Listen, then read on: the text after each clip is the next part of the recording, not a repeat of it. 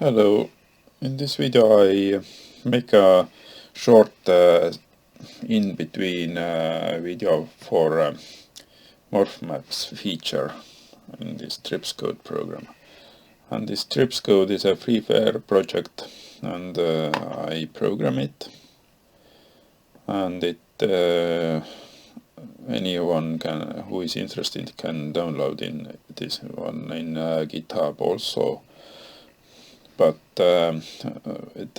for today it is already a very complicated program, and I wish to make this video about those really difficult is what one can encounter when programming. And those are simply short lessons for to remember what can happen when you develop a longer and more complicated program. And to start off, I just open it up here. I press run button, and I drag over this application. Also, this console window is very important. And when we develop a program, then we constantly wish to debug and monitor what it's doing, and what those maybe a variable monitoring and everything, we wish to be aware of it. And when we wish to be aware of various problems and possible problems and possible shortcomings and so on and so on. And to do it, we need to this console to really be to follow all those internal works. And to demonstrate those morph features, I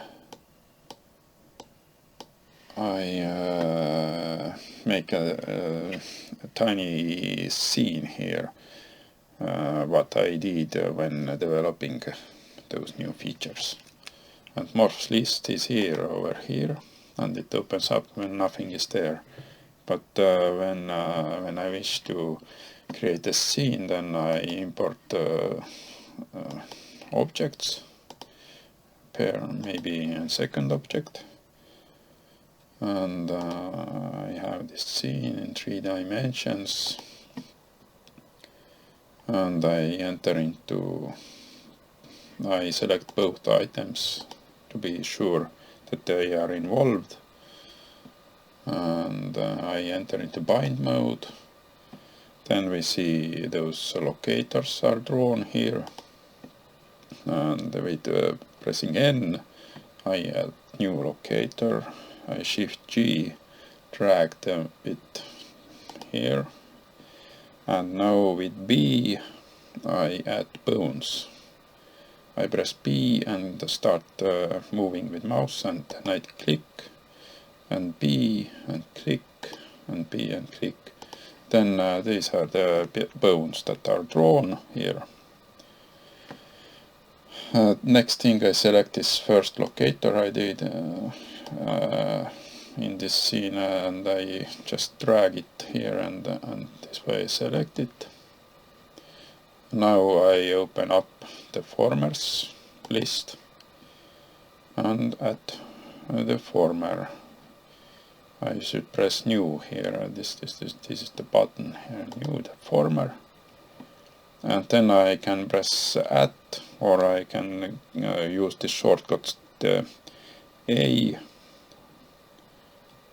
and then those locators starting from the selected locator become the part of the deformer, and then I press B, and this B makes this vertice binding for this deformer, and we see the two components for the vertices selection here for those bones. And the first column is for the first object, in the second column for the vertices selection is the second object. And as many objects as we have selected, those columns numbers increase here. But now we close this the former list with escape, and I exit the bind mode, and I just Ctrl S zoom out a little bit. To get rid of those locators, I press L, and I make sure that both of those objects are selected, because I wish to demonstrate the former morph map that involves several objects in the morph map. So I enter into vertice mode, and I just select with the right mouse button selection rectangle appears, and I select several vertices here. This cube is not involved in the process, because cube is sort of the we can describe it as a grid or a reference cube for those scenes. It can be hidden also when we are in the item list, and we can press this sign, then it is hidden, but in every scene it is present, and when loading is executed also those, and when saving is made, then those cubes are excluded, they are not involved. So next thing, we open up this morph list, and I press add. This creates new morph map. These are those new features that we are discussing in this video, and later I wish to discuss those caveats or problems that I had when developing or adding this new feature. This is very tedious process to come to this stage, but this is only halfway, because I need to implement many further applications and features based on those first things that I do, and develop further those lists.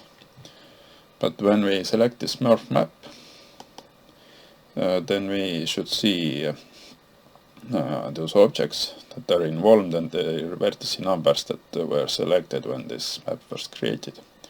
Because those morph maps are created for the selected vertices, this means the part of the object you wish to modify, and later those modified parts can be manipulated with morphs, and those animations should be created then later from those morphs. And this also should run on the transformed objects, because we wish to apply morphs on the top of the transformations. And I need to make sure that the underlying system supports those transformations, intermediate coordinates, and so on. And this is not the final and finished product right now, because all those new features and additions, they need to be developed, and the internal structures and formats may change. So, but what we must ensure that we have no bugs in the program, and this is a crucial step, because we wish to add as few features as we can, and then make at every aspect solid and bugless and error-free program. So next thing, we wish to add several morphs to this deformer morph map. This D stands for deformer, and I press 2 times. And when I select this morph, then In this test version we see this output for those morph map indices for the objects, because under the morph map those both of the objects are present, and for both of the objects is the morph map present, and also all the morphs that were applied through the deformer morph are present in the object morphs. And when I select next, then I see different. I see also vertice indices, but they should match up for both morphs under the morph map. But this doesn't mean that they are identical in the sense, because when we should in the future model or manipulate those vertice coordinates, in this moment when we apply the morph, then this encapsulates those offsets for the morph maps, I guess so. And also this was very complicated to get right, and I had several problems with those lists and the internal system, because I didn't remember the previous system that I made, and I had many problems there. But right now everything should work. We just can apply those morphs, and then we can save the scene and reload the scene, and also load scene into a scene via just loading, and then we extend the scene, and then we can save a new scene, and everything could work seamlessly, and those indices should be present, and those objects and everything.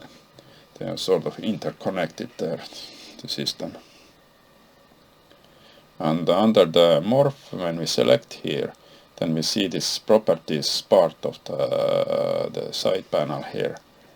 And here we see listing of the objects that are contributing to this morph. And also they are contributing to the morph map, really. And I can select them like this, or when I click select, then I get this output. When I just press up and down arrows, then I get the selection this way. And now next thing, with this simple test scene and the test of the internal indices, then I should just save this scene. I save it with a name like test 3, then I press enter to give it a name and press save, and here it shows me that something was saved here in the folders, and I close this dialog up, and maybe I press clear all, and then I need to load it again.